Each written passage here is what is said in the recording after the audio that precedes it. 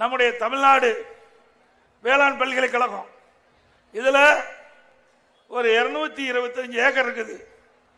அந்த அருப்புக்கோட்டையில் இந்த ஆராய்ச்சி நிலையம் இருக்குது.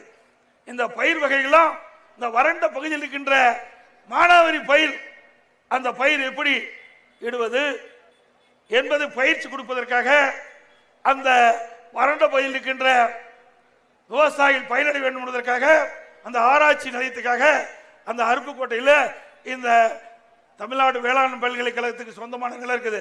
அதை இப்ப சிப்காட்டுக்கு ஒதுக்க பாக்குறாங்க. சிப்காட்டுக்கு தனியா நிலம் எடுத்து ஒதுக்குங்களேன். இன்னைக்கு புதிய புதிய ரகம் வந்திருக்குது. இன்னைக்கு வேளாண் பெருமக்கள் உற்பத்தியை பெருக்க வேண்டும்.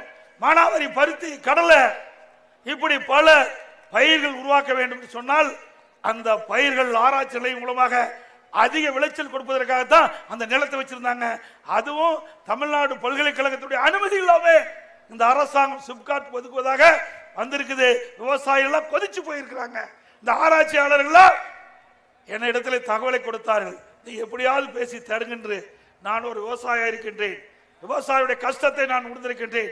இன்னைக்கு விவசாயிகள் இரட்டிப்பு வருமானம் கிடைக்க வேண்டும் என்று சொன்னால் ஆராய்ச்சி நிலையம் மிக மிக முக்கியம். இந்த அரசாங்கத்தில் எதுவுமே தெரியாத ஒரு முதலமைச்சர்